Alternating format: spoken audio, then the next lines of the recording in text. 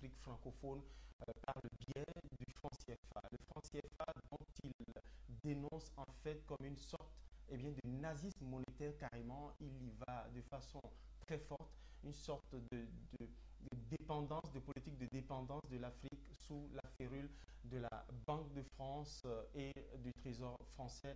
Nicolas Agbo est professeur d'économie, il enseigne en France, docteur en sciences politiques également. Il a commis donc un ouvrage portant le titre Le franc CFA et l'euro contre l'Afrique. C'est carrément une sorte de réquisitoire à travers lequel il dresse les mécanismes, selon lui, après ses recherches, sous lesquels l'Afrique francophone est maintenue sous une forme de dépendance monétaire et même carrément, il dit, sous une forme de paupérisation. Avec lui, on va éplucher ces différents mécanismes. D'abord, il parle des institutions, dans une partie, des institutions monétaires qui sont au cœur du dispositif de cette sorte de maintien de cette forme de colonialisme monétaire qui se perpétue depuis la colonisation, depuis 1945, où a été créé le franc des colonies françaises d'Afrique, transmué après en franc de la communauté financière africaine. Professeur Nicolas Agbo, bonjour et merci de répondre à l'invitation de cette émission. Merci de m'avoir invité. Vous avez commis un ouvrage, un brûlot carrément, qui fait un peu le procès du maintien du franc CFA comme une sorte de camisole de force que les 15 pays africains qui utilisent le franc CFA continuent de maintenir jusqu'aujourd'hui. Et à la faveur du sommet du symposium international sur la rupture, sur la refondation d'une nouvelle Afrique, vous avez présenté les grandes lignes forces de votre ouvrage. Quelles sont à vos yeux, à travers les institutions monétaires, les banques centrales qui existent, comment se fait comment se perpétue la dépendance monétaire de l'Afrique, en tout cas à travers les pays qui ont en usage le franc CFA, comment se perpétue cette dépendance monétaire, professeur Nicolas Agbo? Bien, merci. D'abord, il faut faire comprendre à nos compatriotes africains qui utilisent le franc CFA, franc des colonies françaises d'Afrique, que cette monnaie n'est pas la propriété des Africains. C'est une monnaie purement coloniale, inventée par et pour les intérêts des colons, conformément à l'article 3 du décret 45-01-36. C'est une invention purement de la France par le général de Gaulle. Et ceci, à peine la France a été libérée. Donc, compte tenu de la contrainte du temps, on ne va pas rentrer dans tous les détails, mais on va essayer d'expliquer à ceux qui veulent s'intéresser à la question comment ça fonctionne. D'abord, il y a ce qu'on appelle les institutions de la zone franc CFA et par la suite, nous verrons les 4 principes. Au niveau des institutions, il y a ce qu'on appelle la conférence des chefs d'État. Ensuite, le conseil des ministres. Les 3 banques centrales qu'on appelle les institutions et ce qu'on appelle les comités nationaux de crédit. Il serait très intéressant de rappeler aux uns et aux autres. Une minute, professeur, on va faire un petit ajustement technique. Tu vas varier après. Ok. Oui, il faut qu'on s'entende. On enchaîne ou bien je reprends tout. On enchaîne. On reprend. L'introduction, c'est bon. C'est là où il a pris la première question. Ok, très bien.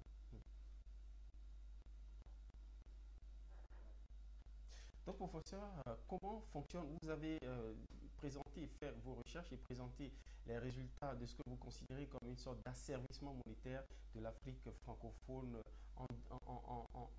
disons-le en 2 points principaux. Une première partie que vous avez consacrée aux institutions monétaires à travers lesquelles se maintient le mécanisme et après les principes monétaires à travers lesquels se maintient et se développe la suggestion monétaire de l'Afrique francophone. Commençons par explorer, analyser le fonctionnement de ces institutions monétaires-là, à travers lesquelles, en tout cas l'architecture institutionnelle à travers laquelle la dépendance économique de l'Afrique francophone se perpétue. Merci. Je crois que pour les compatriotes qui nous écoutent, il est, je dirais, indispensable d'expliquer d'abord comment on est arrivé là. Très bien. C'est-à-dire la justification de la coopération monétaire franco-africaine. Lorsqu'on lit le journal officiel de la France, il est dit que la coopération monétaire doit permettre aux pays d'outre-mer d'avancer sur la voie du développement plus vite qu'ils ne pourraient le faire seuls. En d'autres termes, si les Africains étaient laissés à eux-mêmes, eh bien, ils ne pourraient pas aller très vite vers le développement. Alors, la question, c'est de dire, puisqu'il y a cette coopération monétaire, quel en est le résultat? Pour savoir, il suffit simplement de regarder, ne serait-ce que même le classement des pays du PNUD. Et le classement des pays fait par le PNUD. Par exemple, en 1998, on constate que le pays qui est en tête, c'est le Canada, le second, c'est la France, mais ceux qui sont au bas de l'échelle, c'est par exemple le Mali, le Burkina Faso, le Niger, qui sont des pays de la zone franc CFA. Lorsqu'on prolonge et qu'on regarde le classement de 2008, la France est 10e, mais ceux qui sont au bas de l'échelle, c'est encore le Mali, le Niger, la Guinée-Bissau, le Burkina Faso, etc. Pays francophones Toujours utilisant le franc CFA. pays francophones utilisant le franc CFA. Ça veut dire que, objectivement, les promesses qui ont été faites ne sont pas tenues. Alors la question, c'est de dire, mais qu'est-ce qui ne va pas? C'est ça qui va nous permettre d'expliquer que dans cette zone qu'on appelle la zone franc CFA, le développement n'est pas possible. Et c'est là... Et quid donc des promesses qui ont été faites, des promesses de relance économique qui ont été faites par rapport à l'arrimage du franc français à l'euro et donc l'arrimage mécanique Voilà. du CFA également à l'euro. Voilà, nous allons y parvenir, mais comme il faut expliquer les institutions dont vous avez parlé, nous allons les égrener. Il y a ce qu'on appelle la conférence des chefs d'État, le conseil des ministres, les 3 banques centrales et les comités nationaux de crédit. Au niveau de la conférence des chefs d'État, sur papier, je dis bien sur papier, le pouvoir leur reconnu de choisir qui entre et qui sort de la zone franc CFA. Deuxièmement, au niveau du Conseil des ministres, il est dit que le Conseil des ministres définit la politique monétaire et des crédits de l'Union et assure la sauvegarde. En un mot, il est dit aussi que c'est le Conseil des ministres qui a le pouvoir de dévaluer ou de réévaluer le franc CFA. Ça, c'est sur papier. En réalité, tous ces pouvoirs qui sont reconnus tant aux chefs d'État africains comme à leurs ministres, ce sont des pouvoirs fictifs. Parce que celui qui détient le vrai pouvoir de décision, c'est la France. Pourquoi? Parce que le franc CFA, il faut le rappeler avec force, est une propriété à part entière de la France. C'est une propriété de la France qu'il a inventée en 1945, selon l'article 3 du décret 45-01-36. C'est une propriété de la France. Donc, seule la France peut admettre dans la zone franc CFA qui elle veut. Parce que celui qui va entrer dans la zone franc CFA va utiliser la propriété de la France, c'est-à-dire le franc des colonies françaises d'Afrique. Celui qui va entrer dans la zone franc CFA est obligé de se soumettre au dictat de la France. Pour mémoire, rappelons avec force que battre monnaie relève de la compétence exclusive du peuple. C'est-à-dire, par exemple, de ses citoyens. Et c'est écrit dans la Constitution des 15 pays d'Afrique. Nous pouvons citer, par exemple, la Constitution des îles Comores qui dit clairement que battre monnaie, que la monnaie relève... C'est une question de souveraineté nationale. Voilà, relève de la compétence exclusive du peuple. C'est le même principe qui est énoncé dans toutes les constitutions des 15 pays d'Afrique. C'est que, à contrario, dans le cadre du franc CFA, ce n'est pas le cas. Voilà. Ça veut dire que le franc CFA est anticonstitutionnel. Pourquoi? Puisque le franc CFA marche sur des Africains qui l'utilisent. Pour des raisons que je vous ai dit que c'est l'article 3 du décret 45-01-36 qui a vu la naissance du franc CFA sous le règne du général de Gaulle. Alors, pour démontrer que le franc CFA marche sur la constitution des pays africains, il suffit de regarder simplement que le franc CFA a été dévalué en 1994 sous l'initiative, avec l'initiative de la France. Et pour mémoire, on peut citer le Premier ministre Edouard Balladur qui le dit clairement, et je le cite, que le franc CFA a été dévalué en 1994 à l'initiative de la France parce qu'il nous a semblé que c'était la meilleure formule pour aider ces pays dans leur développement. Mais ce qui est remarquable chez le Premier ministre Edouard Balladur, il poursuit pour dire que la monnaie n'est pas un sujet technique, mais c'est plutôt un sujet politique qui touche à la souveraineté et à l'indépendance des nations. Autrement dit, la France avait des raisons de politique stratégique de pouvoir décider de la manipulation des francs. Voilà, c'est-à-dire qu'on peut maintenant se poser la question, mais puisqu'il sait que la monnaie relève de la souveraineté des États, la monnaie touche à l'indépendance des nations et des États, on peut lui poser la question, mais pourquoi lui, qui est étranger, vient d'évaluer le franc CFA? La réponse, tout le monde doit maintenant la connaître, parce que, je le répète avec insistance, le franc des colonies françaises d'Afrique n'est pas une invention des Africains.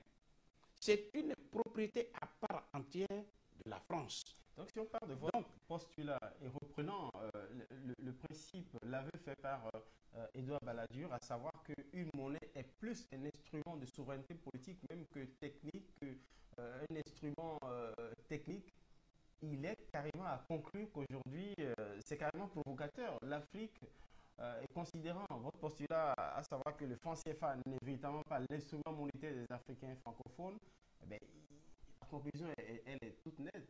L'Afrique est toujours politiquement dépendante de la France. Voilà, de ce point de vue. Parce que nous connaissons ce qu'on appelle le triangle de souveraineté, à savoir la monnaie, la défense nationale et le droit positif. Voilà les trois éléments qui constituent ce qu'on appelle le triangle de souveraineté. Conclusion évidente, dès l'instant où les 15 pays d'Afrique utilisent une monnaie qui leur est étrangère et étrange, nous allons le démontrer, eh bien leur souveraineté est atteinte. Maintenant, pour qu'on puisse bien comprendre, à travers les institutions monétaires, toujours à travers les institutions, il suffit simplement de regarder, d'examiner la réaction des chefs d'État africains au sommet de la dévaluation. Par exemple, feu président Bongo, quand on lui a posé la question, quelles étaient ses impressions au sommet de la dévaluation après, il disait ceci, et je le cite, que personne ne nous a dit d'évaluer de 50% dans les pays moins avancés et de 25% dans les pays à revenus intermédiaires. Nous avons été tous mis dans le même panier. Or, c'est un chef d'État. Nous disons que la monnaie relève de la souveraineté d'un État. Pourquoi il dit que personne ne nous a...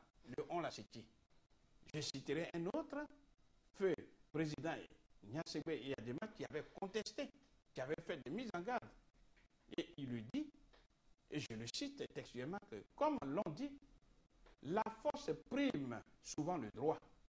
Je n'étais pas le seul à faire cette mise en garde, mais la France en a décidé autrement.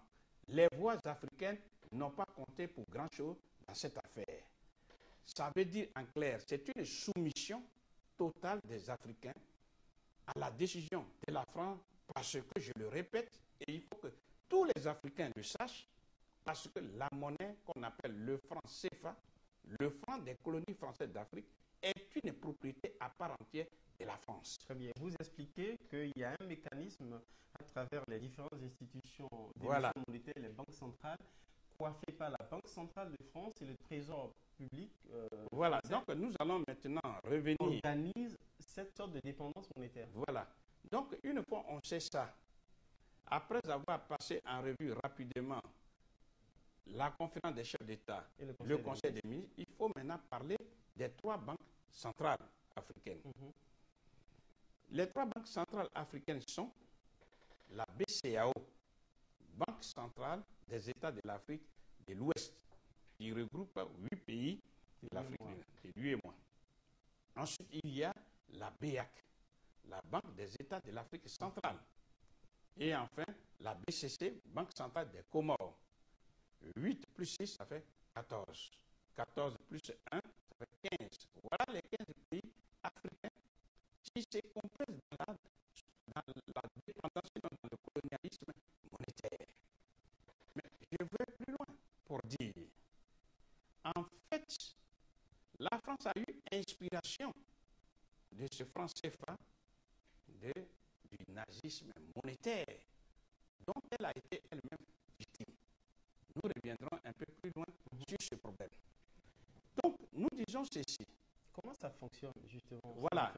Pour mémoire, rappelons avec force à tous nos compatriotes que la Banque centrale est la maison où dort la monnaie. C'est-à-dire quand vous battez votre monnaie, elle dort dans une maison qu'on appelle la Banque centrale. Elle est gardienne de la monnaie. Voilà. Et la Banque centrale est la mère de toutes les banques commerciales ou banques de second rang, où justement le citoyen lambda a son compte. Ça veut dire quoi objectivement? D'abord, rappelons toujours que dans tous les pays du monde, la Banque centrale est toujours un établissement public. C'est-à-dire c'est un bien, c'est un institut qui appartient à l'État ou à un groupe d'États. Ce qui veut dire que quand l'État veut faire une politique de développement, va donner des instructions à la Banque centrale. Exemple, diminuer le taux d'intérêt de la Banque centrale qu'on appelle le taux d'intérêt directeur. Exemple, fixé à 2%. Au point que quand la banque commerciale vient prendre l'argent à la Banque centrale, eh bien, puisque par définition, elle fait du commerce, voilà qu'on l'appelle banque commerciale, elle va prêter au citoyen lambda qui vient entreprendre une affaire, par exemple, à 5%. Parce que si elle emprunte l'argent à 2% à la Banque centrale, elle peut y mettre pendant 3%, 3 plus 2 égale 5%. Et c'est le citoyen lambda qui paye donc les 5%. Maintenant, si l'État ne veut pas favoriser justement l'octroi des crédits, eh bien, l'État peut demander à ce qu'il y ait une augmentation du taux d'intérêt directeur. Mais l'État peut aller plus loin. On peut faire ce qu'on appelle des crédits sélectifs. On dit que vous voulez investir dans tel secteur, mais ça ne nous intéresse pas. Donc, on ne donne pas le crédit et ainsi de suite. Bref, donc, ce qui veut dire que les banques États représentent des instruments de gestion des flux financiers. Non seulement des gestions de flux, mais c'est à travers la Banque centrale que l'État va faire sa politique de développement. Voilà. Donc, la question, il arrive que justement... Vous dites dans votre ouvrage que carrément que nos banques centrales en Afrique francophone sont contrôlées par la Banque de France. Voilà, ce qui nous amène directement à voir la composition d'un organe qui gère la Banque centrale qu'on appelle le Conseil d'administration. C'est-à-dire qu'il y a 3 banques centrales. Dans ces 3 banques centrales, il y a des conseils d'administration. Et dans ces conseils d'administration, il y a des Français. Prenons la composition de chaque conseil d'administration. À la Banque centrale des Comores, il y a 8 administrateurs, dont 4 Français. C'est-à-dire qu'il y a 4 Comoriens et 4 Français. Rassurez-nous, ensuite, professeur Nicolas Gbou, ce que vous dites, c'est en réalité que vous décrivez de la présence d'administrateurs français au sein de nos banques centrales francophones d'Afrique. C'est une réalité à l'origine de la création du franc CFA ou une réalité d'aujourd'hui, actuelle? Je parle de ce que n'importe qui peut, après avoir écouté cette émission, peut aller vérifier. Je parle de ce qui se passe ici et maintenant et tout de suite à la seconde où je parle. Dans toutes les 3 banques voilà. qu'on vient de... Donc, il y a 4 Comoriens et 4 Français au conseil d'administration de de BCC, Banque centrale des Comores. Au niveau de la BCAO, il y a 16 administrateurs africains et 2 français. Au niveau de la BEAC, Banque des États de l'Afrique centrale, il y a 13 administrateurs, dont 3 français. La question essentielle, quel est leur poids? Voilà, quel est le poids? Parce qu'apparemment, ils sont en minorité. Et voilà, ils sont en minorité. D'abord, pour celui qui ne savait pas que le franc CFA appartient à la France, il devrait être choqué de voir la présence des Français au conseil d'administration des 3 banques centrales.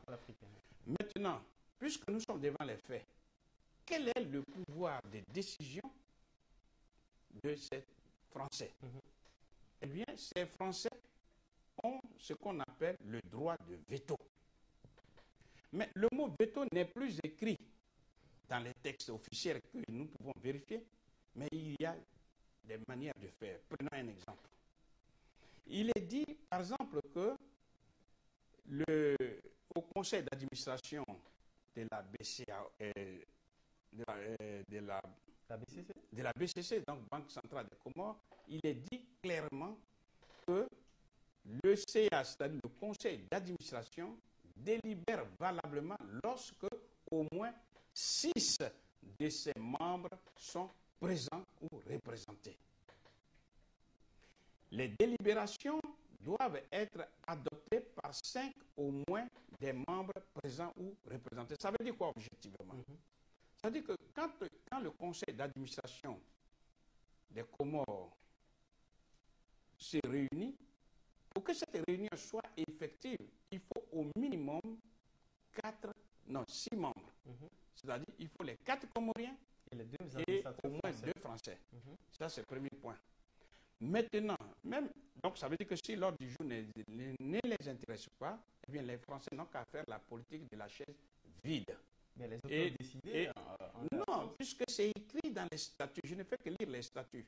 Ils n'ont pas le droit, puisque pour que le conseil d'administration se réunisse, il faut la présence au minimum de 6 administrateurs. On va plus loin. Même s'ils sont présents, mais les décisions doivent être prises par 5 administrateurs au moins. Ça veut dire qu'il faut que les 4 Comoriens soient d'accord et en plus, il faut au moins une voix française. Sans cela, il y a un blocus. Le pays est bloqué. Maintenant, en ce qui concerne la BCAO, c'est le principe de l'unanimité. Ça veut dire que lorsque des décisions stratégiques les plus importantes sont prises à la BCAO, eh bien, il faut qu'elles soient prises non seulement avec l'accord préalable des 16 Africains, mais surtout avec l'accord des 2 Français. Si ce n'est pas le cas, il y a un blocus. Même chose pour la BEAC, Banque des États de l'Afrique centrale.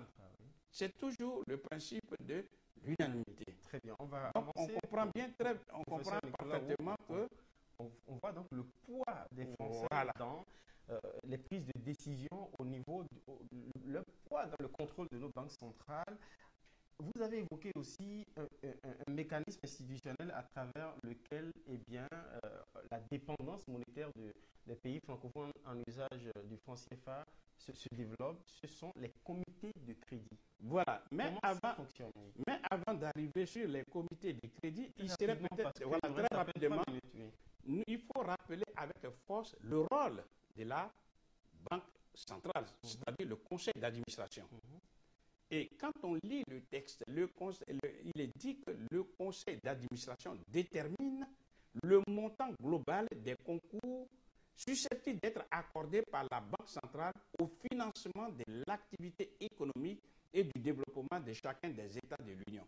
C'est-à-dire c'est le conseil d'administration chapeauté par la France qui détermine le montant de financement à injecter dans le développement des pays africains.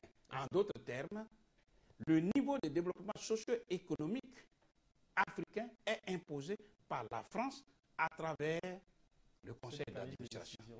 Maintenant, les comités nationaux de crédit. C'est-à-dire que si au conseil d'administration, un volume de crédit, un volume de financement a été décidé, eh bien, ce montant est mis en application par ce qu'on appelle les comités nationaux de crédit, où il y a non seulement le ministre de l'économie et des finances de chaque État, mais il y a ce qu'on appelle des censeurs. Et parmi les censeurs, il y a des Français qui, en fait, sont là pour contrôler si la décision prise au conseil d'administration est effectivement appliquée et respectée rigoureusement. Sinon, les tests disent que s'il n'y a pas respect, si le ministre de l'économie et des finances de chaque pays arrivait à outrepasser cela, eh bien, il y a un rapport qui est fait par les censeurs, particulièrement les Français, et la décision est remise en cause.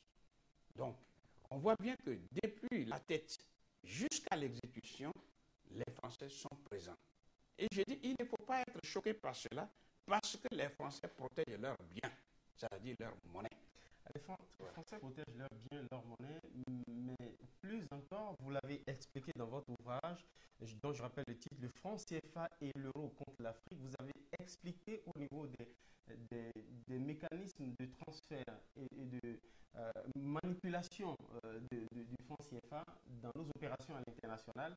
Eh bien, la Banque de France fait des prélèvements importants sur ces opérations-là.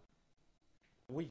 Alors, je ne sais pas si vous voulez parler déjà des 4 principes ou bien on reste toujours dans les institutions. Au niveau des institutions. Oui. Donc, pour le moment, en restant dans les institutions, parce que là, on est en train de voir ce qu'on pourrait appeler l'architecture. Voilà. Parce que c'est dans les 4 principes que nous allons démontrer comment la France prélève de l'argent sur les Africains. Très bien. Voilà. En attendant, dans une prochaine émission, de revenir justement sur ces 4 principes, notamment la libre convertibilité, la fixité des parités, et bien le principe de la centralisation des changes, et puis le principe de la libre transférabilité des capitaux de la zone franc vers la France, pour explorer toujours avec le professeur Nicolas Agbourou les mécanismes de ce qu'il considère comme la dépendance monétaire de l'Afrique francophone vis-à-vis de la France. Nous allons devoir conclure cette émission. Nous sommes pratiquement au terme de cette émission avec une question à laquelle je demande au professeur d'apporter une réponse pratiquement en une phrase. Est-ce que ce mécanisme institutionnel de dépendance monétaire est une fatalité? Si on doit la changer et marquer la rupture pour rester en phase avec justement ce colloque scientifique dont vous venez de sortir sur le cinquantenaire, où est-ce qu'on doit agir? Eh bien, la solution, elle est connue et elle sera encore plus connue lorsqu'on va développer les 4 principes. La solution, c'est tout simplement quitter la zone franc CFA, comme beaucoup l'ont fait, à savoir les pays du Maghreb. Le Maroc a quitté la zone franc CFA en 1957, suivi un an plus tard, en 1958, par la Tunisie et en 1963 par l'Algérie. Et ces pays mal portés, non seulement se portent très bien, mais ont des rapports parfaits avec la France qui leur apporte des investissements directs et étrangers. Donc aujourd'hui, la solution pour vous, c'est la rupture marquée par les dirigeants politiques qui dirigent aujourd'hui. Mais on n'a même pas d'autre choix.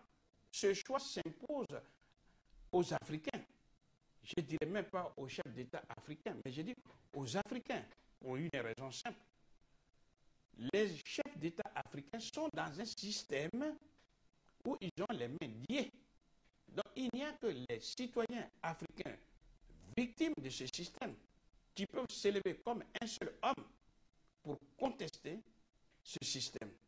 Et à partir de là, les chefs d'État africains seront en position de force pour négocier avec la France et rompre unilatéralement ce système monétaire dont le franc CFA est l'aspect visible.